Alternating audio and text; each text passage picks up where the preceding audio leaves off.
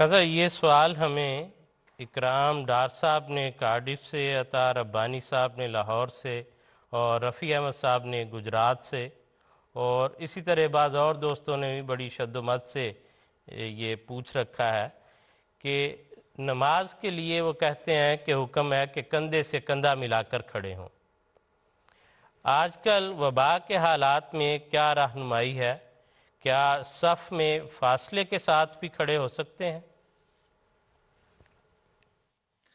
جی، بسم اللہ الرحمن الرحیم۔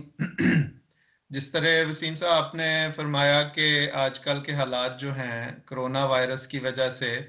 ساری دنیا پہ ہی اس قسم کی حالات طاری ہیں، اور دنیا کے مختلف فرقوں سے تعلق رکھنے والے، مختلف مسالک سے تعلق رکھنے والے لوگ ان پریشانیوں میں مبتلا ہیں۔ لیکن یہاں پہ بھی اللہ تعالیٰ کا یہ احسان جماعت احمدیہ پر ہے کہ ہمیں اللہ تعالیٰ نے ایک امام عطا کیا ہے۔ ہم اپنے ہر معاملے میں، ہر دینی معاملے میں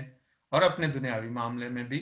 کیونکہ ہمارا یہ یقین ہے کہ اللہ تعالیٰ کے فضل سے وہ اللہ کے نور سے دیکھتے ہیں، اور جو رہنمائی فرماتے ہیں وہ قابل برکت اور قابل سعادت ہوتی ہے متبعین کے لیے۔ تو اس میں بھی یہ جو سوال جس طرح آپ نے مختلف جگہوں سے آپ کے پاس بھی آیا ہے، حضور انور ایدہ اللہ تعالیٰ بنصر عزیز کی خدمت اقدس میں بھی مختلف ممالک سے، چونکہ مختلف ممالک میں یہ حالات ہیں، اور اب بعض ممالک میں چونکہ حالات کچھ نسبتاً بہتر ہو رہے ہیں اور وہاں پہ بعض شرائط کے ساتھ وہ نمازوں کی اجازت دے رہے ہیں، تو یہ سوال حضرت حضور ایدہ اللہ تعالیٰ بنصر عزیز کی خدمت اقدس میں بھی پیش ہوا ہے مختلف جگہ سے۔ تو حضرت صاحب نے جو اس کا جواب دیا وہ نہایت پرمعارف اور بہت اعلیٰ۔ اس کا خلاصہ یہ ہے کہ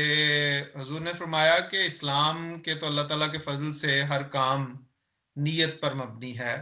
اور حضور صلی اللہ علیہ وسلم نے فرمایا کہ انما الاعمال بالنیات، کہ اسلام میں اعمال کا دار و مدار تو نیتوں پر ہے۔ اور جس طرح آپ نے کہا کہ کندھے سے کندھا ملانا، گھٹنے سے گھٹنا ملانا، ٹخنے سے ٹخنا ملانا، احادیث میں اس پہ بہت زور دیا گیا ہے، اور احادیث میں یہ بھی بیان کیا گیا، حضور صلی اللہ علیہ وسلم نے فرمایا کہ اپنے درمیان خلا نہ چھوڑو، کیونکہ خلا چھوڑو گے تو اس میں شیطان گھس آئے گا اور وہ تمہارے درمیان اختلاف پیدا کرنے کی کوشش کرے گا، تمہارے درمیان پھوٹ پیدا کرنے کی کوشش کرے گا۔ اور اس کے ساتھ حضور صلی اللہ علیہ وسلم نے یہ بھی بشارت دی کہ جو اس خلا کو پر کرے گا اس کے لیے مغفرت کی دعا حضور نے فرمائی، اور مختلف اس کو دعائیں دی۔ تو یہ اگر جیسے میں نے عرض کی کہ حضور ایدہ اللہ تعالیٰ بنصر عزیز نے فرمایا کہ ان تمام احکامات کے پیچھے حکمت یہی ہے کہ تاکہ ہمارے درمیان ظاہری خلا پیدا نہ ہو،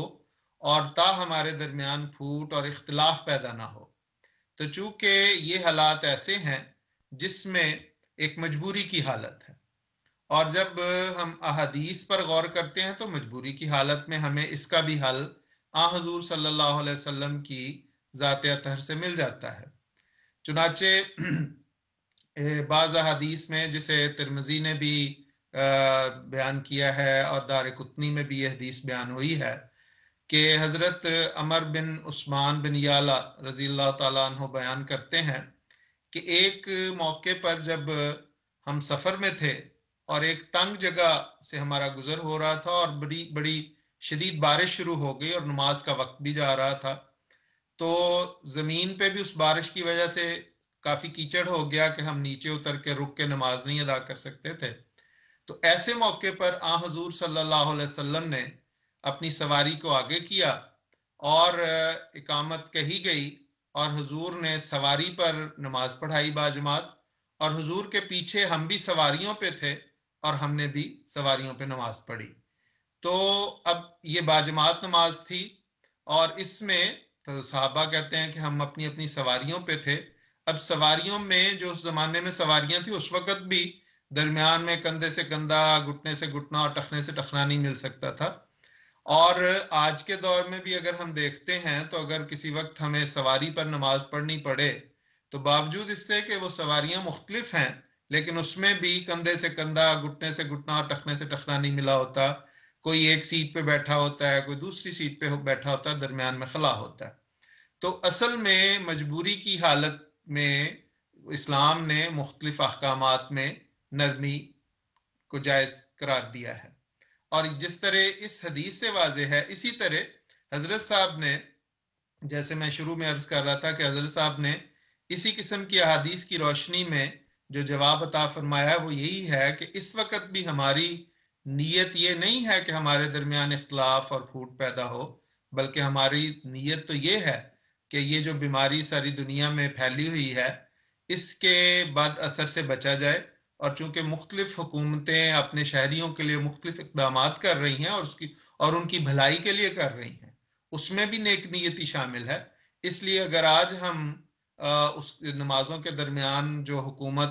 فاصلہ بتاتی ہے اس کے مطابق فاصلہ رکھ کے نماز پڑھتے ہیں تو اس میں کوئی حرج نہیں، ہماری نیت نیک ہے اور یقیناً ہمارے درمیان اختلاف اور پھوٹ پڑنے کا اندیشہ نہیں ہے. اور ہم ویسے بھی ایک اچھے کام کی خاطر، ایک اچھی نیت کی خاطر یہ کر رہے ہیں، اس لیے اس میں کوئی حرج کی بات نہیں ہے. تو ایسے کر کے نماز پڑھی جا سکتی. جزاک اللہ خان صاحب، بہت شکریہ.